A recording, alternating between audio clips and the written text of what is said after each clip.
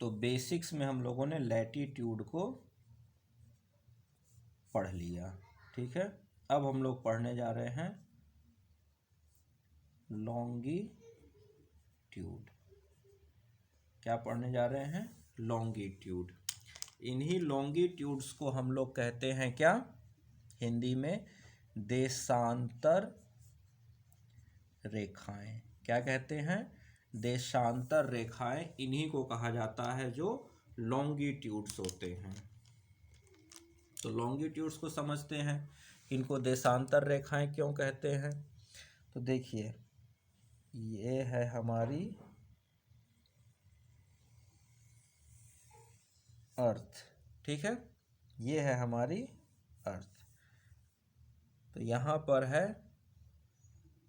South pole यानी दक्षिणी ध्रुव, यहाँ पर है नॉर्थ पोल यानी कि उत्तरी ध्रुव, ठीक है, south pole and north pole. अब समझते हैं। तो ये हुआ कि भाई जब लोगों ने कहा कि भाई हमारे यहाँ आज ये डेट है, ये तारीख है, तो सबको बड़ा दिक्कत होने लगा कि आपके यहाँ तो हमारे यहाँ क्या है। वो कह रहा हमारे यहाँ रात हो गया, तो उसने कहा हमारे यहाँ दिन हो गया। तो आपका आगे है कि हम पीछे हैं, कि हम आगे हैं कि आप आगे हो। तो ये बड़ा दिक्कत होने लगा लोगों को। तो लोगों ने कहा कि क्यों ना हम एक ऐसा लाइन ड्रॉ कर लें जिसके आधार पर हर कोई अपने आप को क्या करे, उत्तर पूरब पश्चिम। जैसे यहाँ पर जब हमने ये हॉरिजॉन्टल लाइन ड्रॉ की तो हमने कहा ये उत्तर हो गया, ये दक्षिण हो गया। तो कहा भाई इधर पश्चिम और पूरब भी है, तो कौन डिसाइड करेगा? अब सर्कल में कौन डिसाइड करेगा कौन पूरब है कौन पश्चिम है? सर्कल में कैसे डिसाइड करोगे ये पूरब है कि ये पश्चिम है? तो फिर डिसाइड किया कि ऐसा करते हैं, एक सीधी रेखा खींचते हैं नॉर्थ पोल से साउथ पोल की तरफ। क्या किया जाए? नॉर्थ पोल से साउथ पोल की तरफ एक सीधी रेखा खींची जाए, और ये जो सीधी रेखा होगी इसी को कहा गया क्या कहा गया? लॉन्गिट्यूड। क्या कहा गया? लॉन्गिट्यूड। तो लॉन्गिट्यूड वो रेखा है जो नॉर्थ पोल से साउथ पोल को मिलाती है। ये भी इमेजिनरी है, ये भी काल्पनिक है। ये कोई भी लाइन, चाहे देशांतर हो चाहे अक्षांश हो, कोई भी नेचुरल नहीं है। कहीं से भी किसी ने, भगवान ने या किसी भी प्राकृतिक तरह से नहीं खींची गई है। ये सारी लाइनें हमने अपने मन में ड्रॉ करके इमेजिनरी लाइनें बनाई हैं कि हम इसके आधार पर क्या करते हैं, अपना डिवीजन कर लेते हैं। तो जैसे 0 डिग्री कहा तो ऊपर वाला नॉर्थ हो गया, नीचे वाला साउथ। तो जब ऐसे खींचा गया तो इसके इधर वाले को कह दिया गया वेस्टर्न हेमीस्फेयर, और इसके राइट हैंड साइड वाले को कह दिया गया ईस्टर्न हेमीस्फेयर।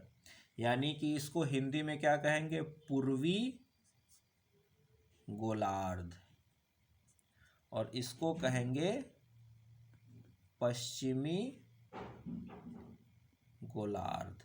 पूर्वी गोलार्ध एंड पश्चिमी गोलार्ध। तो भाई ये आधा पर से काटा तो गोले का आधा हो गया, तो इधर ये पश्चिम है। तो कहा गया कि जो बीचों बीच की लाइन है नॉर्थ से साउथ की तरफ, उसको मिला दो, और उसके बाएं साइड वाला पश्चिमी गोलार्ध और उसके दाहिने साइड वाला पूर्वी गोलार्ध हो जाएगा, ठीक है। अब हुआ क्या कि भैया नॉर्थ पोल से साउथ पोल तो हम कहीं से भी आ सकते हैं ना। एक अगर बॉल हो तो उस बॉल का आप अगर इस तरह से अगर आप हॉरिजॉन्टल कट करोगे तो वो तो आपको पता चलेगा वो तो एक ही लाइन होगी। लेकिन जब आप वर्टिकल की बात करोगे तो आप किसी भी बॉल को लेकर सोचो और उसको वर्टिकली आधे पर से कट करने की सोचो, कहीं से भी कट हो जाएगा। आप खुद ही सोचिए, जैसे मान लीजिए मेरे पास ये एक वर्टिकल है, ठीक है, अब ये कहूँ कि ये भी आधे पर से कट करेगा, ये जो लाइन दिख रही है, लेकिन अगर मैं इसको ऐसे घुमा दूं और यहाँ से ये टी के पास से कट करूं तो भी तो ये आधे पर से कट हो जाएगा। कहीं से भी अगर मैं कट करूं बीचों बीच से तो आधा इधर होगा, यहाँ से भी कट करूंगा तो भी आधा इधर हो जाएगा। तो अब ये झंझट हो गया कि कहाँ से हम किसको माने कि ये आधा है। एक बॉल को आप वर्टिकली कहीं से भी कट करोगे आधा हो जाएगा। अगर मैं इसको कहूँ कि अगर इसको मैं ऐसे, अगर मान लीजिए ऐसे रखा हुआ है, ठीक है, और कहूँ कि इसका आधा मुझे इस तरह से करना है हॉरिजॉन्टल, तो क्या करोगे, इधर से नापोगे लेंथ नाप के बीच निकालोगे, ऐसे ऐसे काट दोगे। तो ये अगर मैं रख दिया तो ये क्या हो गया, आधा ऊपर आधा नीचे। लेकिन जब आपको ऐसे करना है तो यहाँ से भी काटोगे तो भी आधा होगा, आधा इधर आधा इधर, इधर घुमा दिए, इधर से काटोगे तो भी आधा इधर, यहाँ से घुमा दिए, यहाँ से काटोगे तो भी आधा इधर। तो अब बड़ी समस्या हो गई कि भाई कहाँ से हम लें, वर्टिकली हम कहाँ से अर्थ को काटे कि वो आधा इधर हो, कहीं से भी करेंगे तो बात वही हो जाएगी। तो फिर बहुत सोच समझ के फैसला लिया गया, वो आगे बताऊंगा क्यों वो फैसला लिया गया कि इंग्लैंड में एक जगह है ग्रीनविच, और उसी को कहते हैं ग्रीनविच की शोधशाला यानी ग्रीनविच लैब।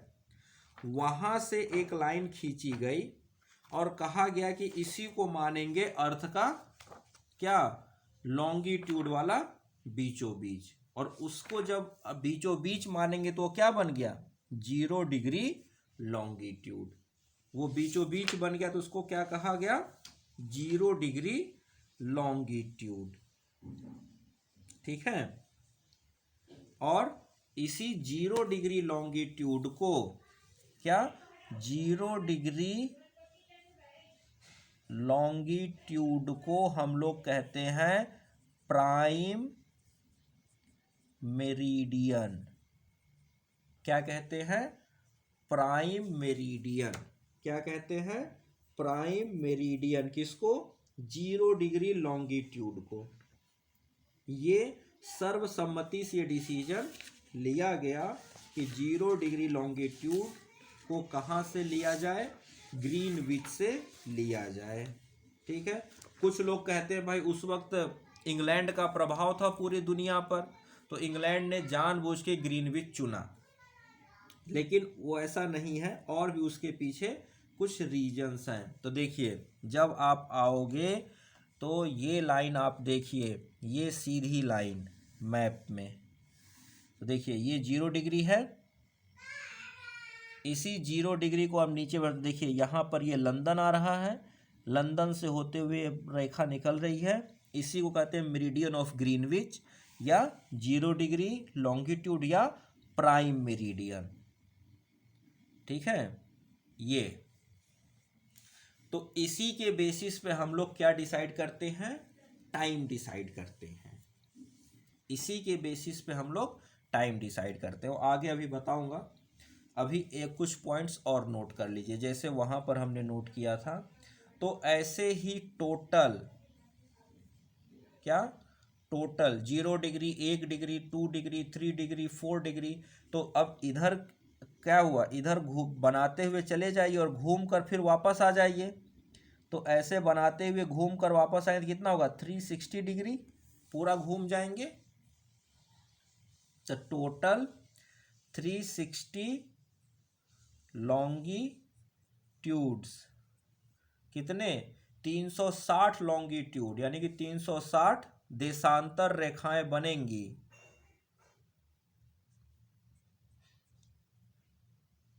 कब, एट 1 डिग्री गैप। तो एक एक डिग्री के गैप पर बनाएंगे तो 360 देशांतर रेखाएं बनेंगी।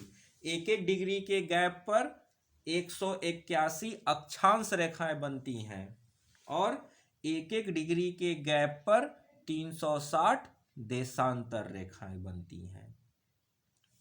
लेकिन बिना गैप के ऐसे कहा जाए कि कितनी टोटल देशांतर रेखाएं ड्रॉ की जा सकती हैं, तो total infinite longitudes could be drawn, यानी कि अनगिनत, कितनी अनगिनत देशांतर रेखाएं बनाई जा सकती हैं अगर हमें क्या गैप ना दिया जाए। क्यों? क्योंकि देखिए 0 डिग्री बनेगी तो 0.1 डिग्री भी बनेगा, 0.2 डिग्री, 0.3 डिग्री, ऐसे करके फिर 1 डिग्री तक पहुंचेगी, फिर 1.1, 1.2, 1.3, और इससे भी छोटा बनाए तो क्या बनेंगे 1.91, इससे भी छोटा बनाया जा सकता है 0.991, ऐसे करके बनाया जा सकता है ना। तो इतने छोटे छोटे अगर अंतराल पर बनाओगे तो फिर वही क्या है, इनफाइनाइट अनगिनत देशांतर रेखाएं बनाई जा सकती है। लेकिन अगर आपसे कहा जाए नहीं 1 डिग्री के गैप पर बनाओ, क्या 1 डिग्री के गैप पर देशांतर रेखाएं बनाओ, तो टोटल 360, क्योंकि एक पूरा सर्कल घूमेंगे, एक पूरा सर्कल घूमने पे हमें देखते हैं कितने, एक 360 एंगल डिग्री एंगल मिलता है, तो 360 मिल गया। ठीक है, अब 360 तो मिला, लेकिन आपसे पूछे कि भैया बताओ वेस्टर्न हेमिस्फीयर में कितना, यानी कि पूर्वी गोलार्ध में कितना, और पश्चिमी गोलार्ध में कितना और पूर्वी गोलार्ध में कितना, ये भी तो पूछा जाए। तो आप खुद ही इमेजिन करो ना कि यहाँ से यहाँ तक जाने में कितना डिग्री घूमा, ये कितना बन गया 180, और फिर यहाँ से यहाँ आने में कितना 180, तो टोटल कितना हुआ 360। तो 180 पूर्वी गोलार्ध में, 180 पश्चिमी गोलार्ध में, तो चाहिए तो इसको भी लिख लीजिए, लेकिन ये तो आप वैसे भी समझ सकते हो कि 180 लॉन्गिट्यूड्स यानी कि देशांतर रेखाएं कहाँ पर, 180 देशांतर रेखाएं किसमें, वेस्टर्न हेमिस्फेयर यानी कि पश्चिमी गोलार्ध, क्या लिखेंगे पश्चिमी गोलार्ध, और उसी तरह से 180 डिग्री नहीं, 180 लॉन्गिट्यूड्स कहाँ, ईस्टर्न, कहाँ पर, ईस्टर्न हेमिस्फेयर, और इसको कहा जाता है क्या, वही पूर्वी गोलार्ध। तो 180 देशांतर रेखाएं पश्चिमी गोलार्ध में और 180 देशांतर रेखाएं पूर्वी गोलार्ध में, दोनों मिलाकर 360 हो गई। अब यहां पर एक चीज और समझिए, जैसे आपको बताया गया कि दो अक्षांशों के बीच में 111 किलोमीटर का अंतर होता है, बताया गया था ना कि जैसे एक अक्षांश रेखा मैंने ये खींचा और 0 डिग्री, और दूसरा अक्षांश रेखा मैंने ये खींच दिया 1 डिग्री, तो इन दोनों के बीच के दूरी कितनी होती है 111 किलोमीटर। लेकिन अगर मैं आपसे कहूं कि देशांतर के बीच में यानी कि लॉन्गिट्यूड के बीच में आप बताइए कितनी दूरी होगी, तो आप क्या बता पाओगे, क्या आंसर होगा। तो कब हमेशा देशांतर रेखाओं के बीच में क्या होती है, दूरी घटती और बढ़ती है। कैसे, तो देखिए जब आप दूसरी देशांतर रेखा शुरू करोगे तो पोल से ही शुरू करोगे, तो पोल पर देशांतर रेखाएं क्या हो गई, आपस में सट गई, फिर ऐसे बढ़ेंगी, बढ़ते बढ़ते इक्वेटर पर क्या आ गई मैक्सिमम, फिर ऐसे करके कम होगी। भाई पोल टू पोल ही खींचना है ना, हर देशांतर रेखा को पोल से पोल के बीच में तो ड्रॉ करना है, तो north pole to south pole, तो क्या होगा, देशांतर रेखाएं आप एक दूसरे को पोल पर टच करती हैं और कहाँ पर, उनके बीच में मैक्सिमम दूरी इक्वेटर यानी कि 0 डिग्री पर होती है, क्योंकि 0 डिग्री पर क्या है, परिधि सबसे बड़ी है। अब दूसरी देशांतर लॉन्गिट्यूड खींचिए, देखिए क्या हुआ, पोल पर हर देशांतर रेखा एक दूसरे से मिल जाएगी और इक्वेटर पर उनके यानी कि भूमध्य रेखा पर उनके बीच की दूरी मैक्सिमम होगी। देखिए एक और ड्रॉ कर देते हैं, इधर एक और ड्रॉ कर देते हैं, और ये भी तो एक क्या है, देशांतर रेखा है। हुआ। तो हमेशा क्या होता है, आप इसको नोट डाउन कर लीजिए, the distance between two longitudes is maximum at equator.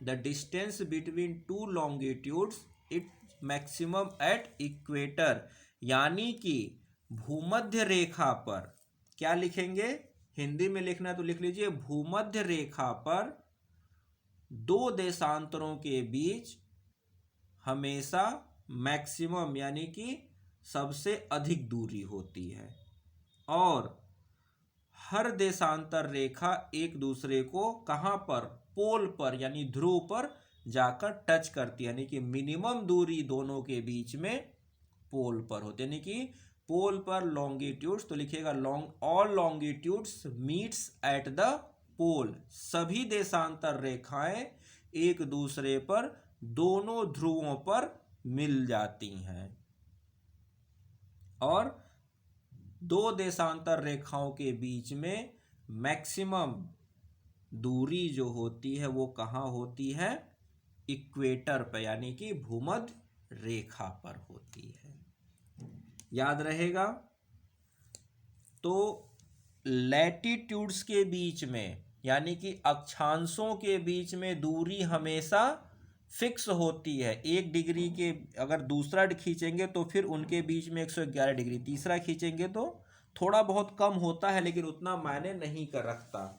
लेकिन देशांतर यानी कि लॉन्गिट्यूड्स के बीच में distance minimum at pole, maximum at equator यानी भूमध्य रेखा, and then minimum at the south pole. तो नॉर्थ पोल साउथ पोल पर सारी देशांतर रेखाएं एक दूसरे को टच करती हैं और इक्वेटर पर सभी एक दूसरे से मैक्सिमम दूरी पर होती हैं। और इन्हीं लॉन्गिट्यूड्स को तो लिख लीजिए, longitudes are used, longitudes are used for time zone. लॉन्गिट्यूड्स का इस्तेमाल टाइम जोन के लिए किया जाता है। देशांतर रेखाओं का प्रयोग टाइम जोन यानी कि समय निर्धारण के लिए किया जाता है। टाइम का डिसीजन कहाँ से होगा, लॉन्गिट्यूड्स के बेसिस पर ही होगा। ठीक है। तो इधर ईस्टर्न इधर वेस्टर्न। तो हमें पता है सूरज पूरब में उगता है पश्चिम में डूबता है, तो पूरब वाला हमेशा आगे रहेगा, पश्चिम वाला हमेशा पीछे रहेगा। ठीक है, पूरब वाला आगे रहेगा, पश्चिम वाला पीछे रहेगा। तो ये तो कहानी थी किसकी, लॉन्गिट्यूड की। लेकिन इसी के साथ अब एक कहानी आती है टाइम के बाद। ये हो गया, मान लीजिए चलिए टाइम तो हुआ, टाइम रात के 12 बजे से अगली रात के 12 बजे, लेकिन फिर हुआ कि टाइम तो हो गया, तो डेट कैसे डिसाइड करेंगे कि 1 तारीख है कि 2 तारीख है, ये भी तो डिसाइड करना पड़ेगा। 24 घंटा बीत गया, तो 24 घंटा बीता तो किसका किधर बीता, कौन 1 तारीख में है, कौन 30 तारीख में है, कौन 31 दिसंबर 2023 की रात में और कौन 1 जनवरी 2024 की सुबह में है, ये तो डिसीजन लेना पड़ेगा ना। प्राइम मेरिडियन जो इसको 0 डिग्री लॉन्गिट्यूड कहा जा रहा है, यानी कि 0 डिग्री देशांतर जिसको हम प्राइम मेरिडियन कह रहे हैं, जो क्या है, जो ग्रीनविच की वेधशाला शोधशाला से पास हो रही है, जिसको ग्रीनविच लाइन भी कहा जाता है, ये तो टाइम का डिसीजन दे रही है। लेकिन 24 घंटे बीतने के बाद ये कौन डिसाइड करे कि आज सोमवार होगा कि मंगलवार होगा, आज 1 तारीख होगी 2 तारीख होगा, इसका भी डिसीजन लेना पड़ेगा ना। तो उसके लिए बनाया गया डेट लाइन, उसके लिए बनाया गया डेट लाइन। तो डेट लाइन क्या है कि जैसे जब आप ये 0 डिग्री है तो इसके जस्ट अपोजिट चले जाओ, इसके पीछे, जब इसके पीछे जाओगे घूम के तो क्या मिलेगा, 180 डिग्री मिलेगा, है ना। जैसे कि अगर मैं कहूं कि ये जो आपको 0 डिग्री मेरिडियन है, तो इसके पीछे, इसके जस्ट पीछे आप जाओगे तो आपको क्या मिलेगा, 180 डिग्री मिलेगा ना, इसके जस्ट पीछे। तो इसी 0 डिग्री के जस्ट पीछे जो 180 डिग्री की लॉन्गिट्यूड है, यानी 180 डिग्री की देशांतर रेखा को हम लोग कहते हैं डेट लाइन। क्या कहते हैं, डेट लाइन कहते हैं। तो लिखिए यहां पर क्या,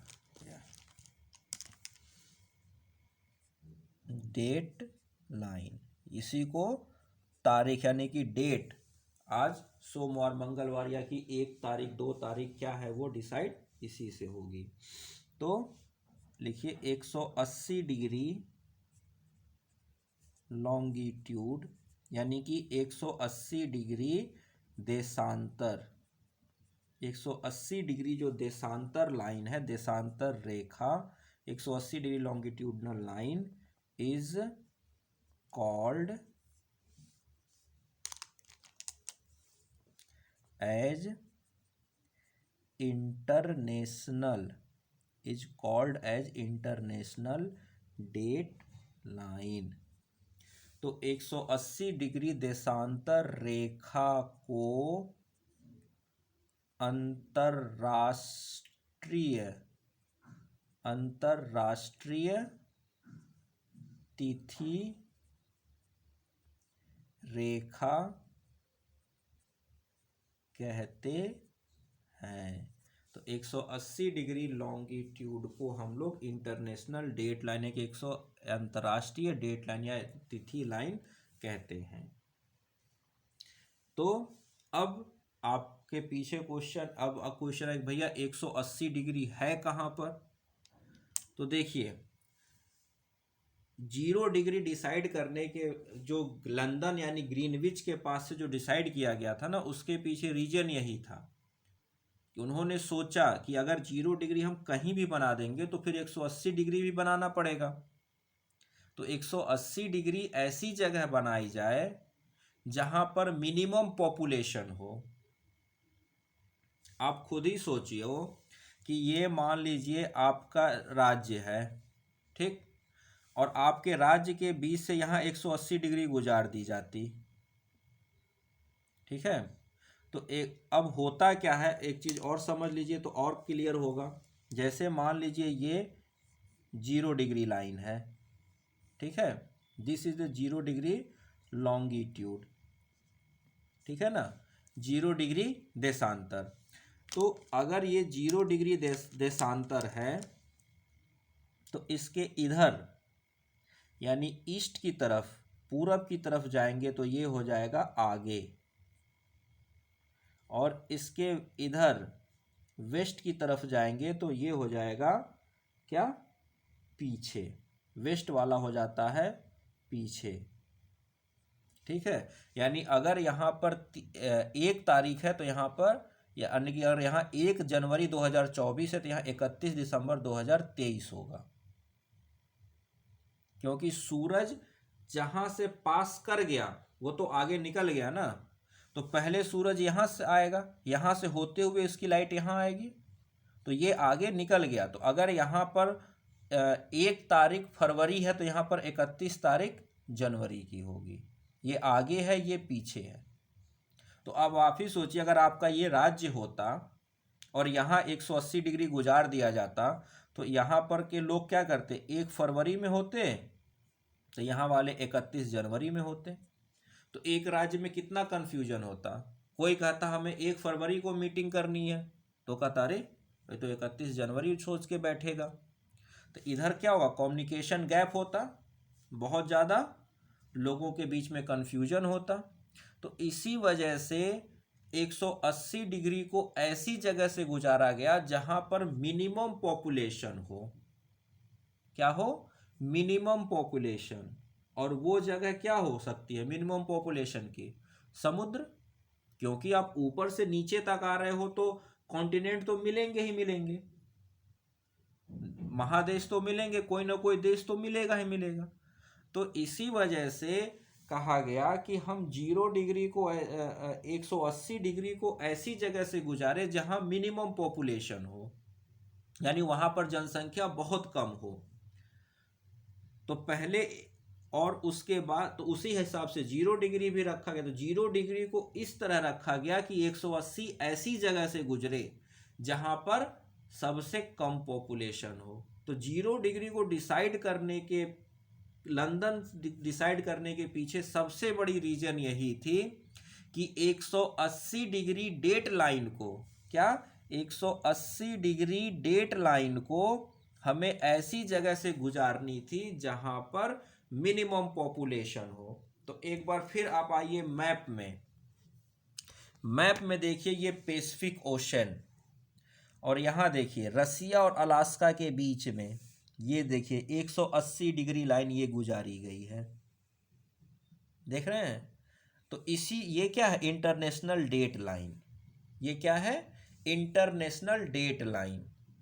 तो इसी इंटरनेशनल डेट लाइन के हिसाब से कहा गया कि भैया इधर जो लोग हैं वो एक दिन आगे हैं, इधर जो है वो एक दिन पीछे हैं। ठीक है, ये लोग आगे हैं, ये लोग पीछे हैं। तो इसके पीछे 0 डिग्री यहाँ पर डिसाइड करने का, ये 0 डिग्री यानी प्राइम मेरिडियन को लंदन से ग्रीनविच से गुजारने का बहुत बड़ा रीजन यही था कि इसके जस्ट पीछे जो हमें 180 डिग्री डेट लाइन लेनी थी उसको मिनिमम पॉपुलेशन से गुजारना था, और वो मिनिमम पॉपुलेशन हमें पैसिफिक ओशन में यहाँ मिल रही थी। वो अभी आपको दिखेगा कि ये लाइन थोड़ी सी इधर उधर मुड़ी हुई है, उसके पीछे रीजन अभी आपको बताऊंगा क्यों मुड़ी हुई है। लेकिन 180 डिग्री को यहाँ समुद्र में ले जाना था। अब यहाँ पर व्हेल रहती हैं, यहाँ पर शार्क रहती है, उसको क्या लेना देना 31 जनवरी से और 1 फरवरी से, कोई मतलब नहीं है। बहुत मिनिमम पॉपुलेशन इन द्वीपों में रहती है, इक्का दुक्का द्वीप में बहुत कम लोग रहते हैं। ये इकोनॉमी पर कोई खास, वर्ल्ड की इकोनॉमी पर असर भी नहीं डालते। नहीं तो अगर हमें 0 डिग्री को मैक्सिमम पॉपुलेशन जाना था तो हम अफ्रीका के बीचों बीच से काट देते। देखिए 0 डिग्री मैक्सिमम पॉपुलेशन से पार करती है ना, लेकिन हमने वो भी नहीं किया, हमने ये बनाया। तो कई लोग कहते हैं कि लंदन का बोलबाला था उस वक्त, इस वजह से लंदन से पास करा दिया, यानी ब्रिटेन पूरी दुनिया पर राज कर रहा था तो लोग कहते हैं ब्रिटेन, लेकिन नहीं, ब्रिटेन से पास कराने के पीछे सबसे बड़ा रीजन यही था कि भैया यहाँ पर क्या है कि हमें 180 डिग्री यानी कि जब टाइम के बाद हमें डेट डिसाइड करना होता तो हमें डेट लाइन चाहिए होती। तो हमने 0 डिग्री ऐसी कंडीशन पे लिया कि उसके पीछे 180 पर डेट ऐसे पड़े कि वो मिनिमम पहुंचाने की मैक्सिमम से मैक्सिमम हिस्सा कहाँ गया, समुद्र सी में गया, पैसिफिक ओशन में गया। इस वजह से हम लोगों ने 0 डिग्री को कहाँ से लिया, ग्रीनविच लंदन के पास से लिया। ठीक है, अब समझ में आई कहानी।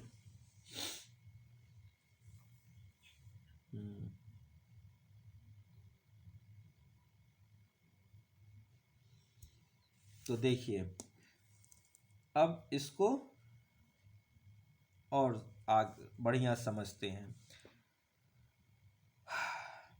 तो जब अर्थ मूव करता है तो ये आगे और ये पीछे, यानी सन की लाइट, इसको देखिए ये मैं आगे पीछे लिखा हूं किस हिसाब से, सन की लाइट में।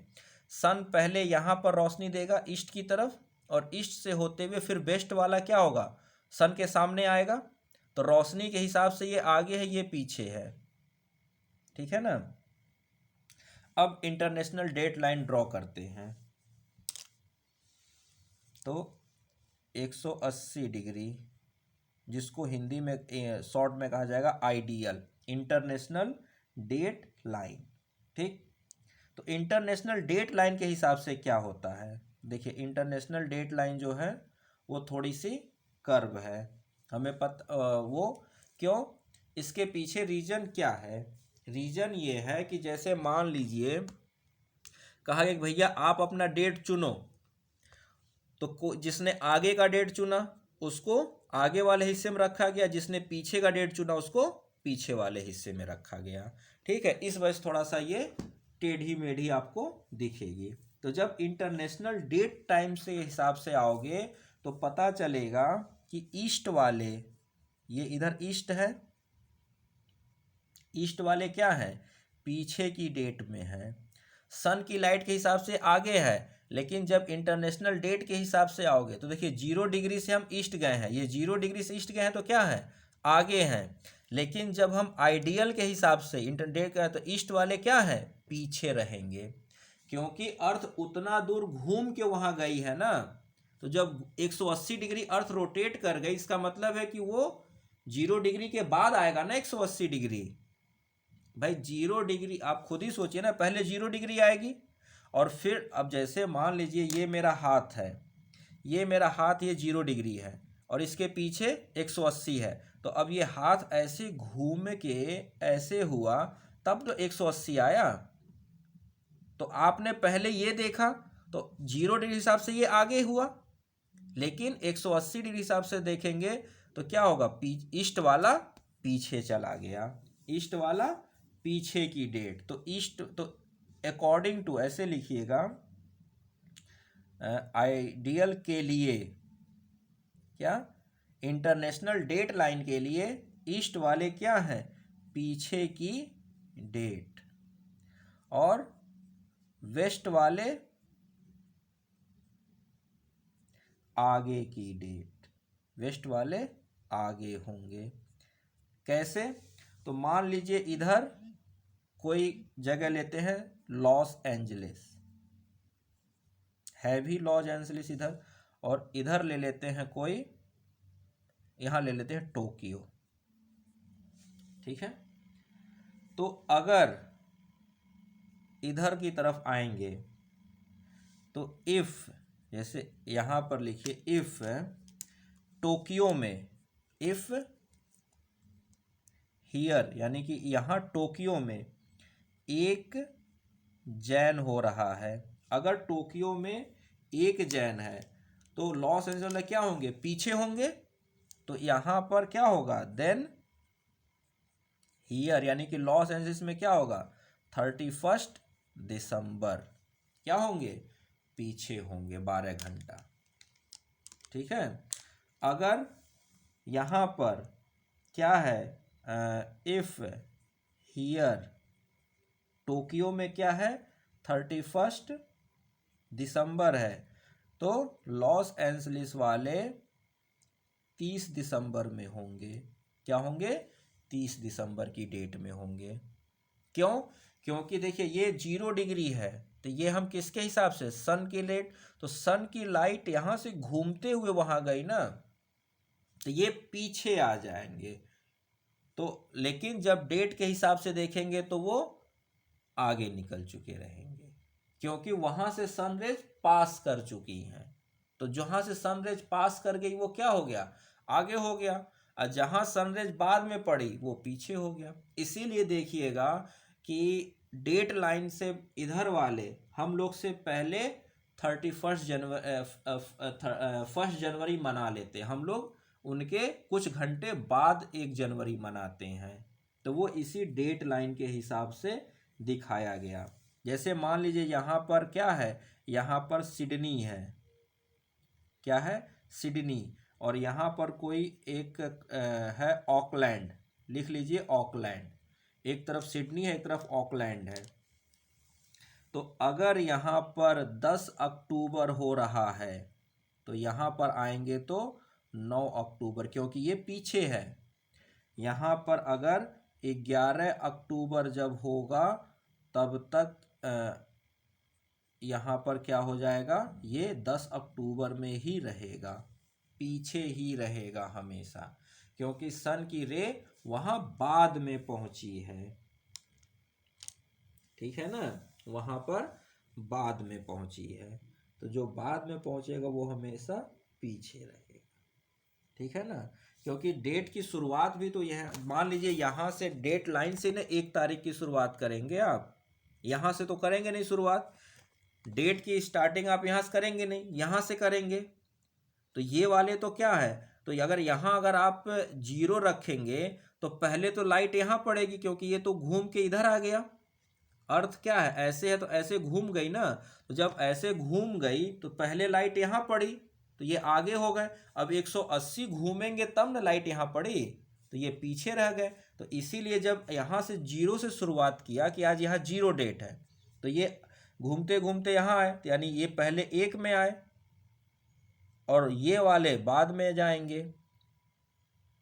समझिए, जैसे कि ये है, ये लाइन है, ठीक है। अब देखिए यहाँ लाइट पड़ रही है, चमक रहा है ना, यहाँ लाइट नहीं पड़ रही है, अंधेरा है।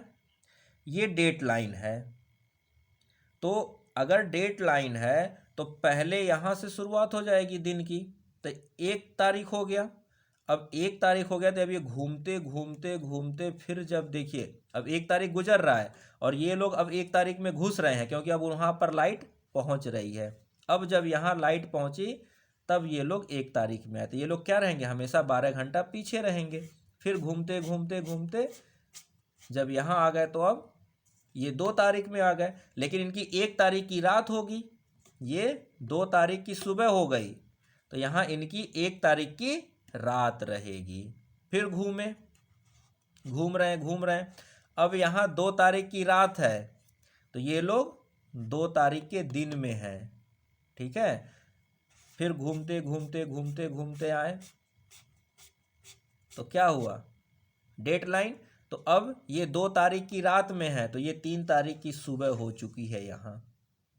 ठीक है, तो हमेशा ये डेट में आगे रहेंगे और पूरब वाले डेट में पीछे रहेंगे। ठीक है, अगर डेट के हिसाब से देखा गया तो समझ में आई बात। तो ये हुआ डेट का हिसाब किताब, इसी को कहते हैं इंटरनेशनल डेट लाइन। बहुत ही बेसिक सी चीजें हैं, लेकिन जानना जरूरी है। ठीक है ना, जानना जरूरी है। ठीक, अच्छा, ये इतना समझ में आ गया। अब थोड़ा सा टाइम का डिस्कशन कर लेते हैं। 0 डिग्री मेरिडियन और डेट समझ गए, अब थोड़ा सा टाइम का, कि टाइम डिसाइड कैसे हुआ, कि यहाँ पर 12 बज रहा है तो कहीं पर 6 क्यों बज रहा है, यहाँ पर 10 बज रहा है तो कहीं पर 2 क्यों बज रहा है। भाई हर देश का टाइम अलग अलग होता है ना, आप जब इंटरनेशनल ट्रेवल करते हो तो आपको अपनी घड़ी भी मैच करानी पड़ती है, तो वो कैसे होता है उसको भी समझ लेते हैं। ठीक है।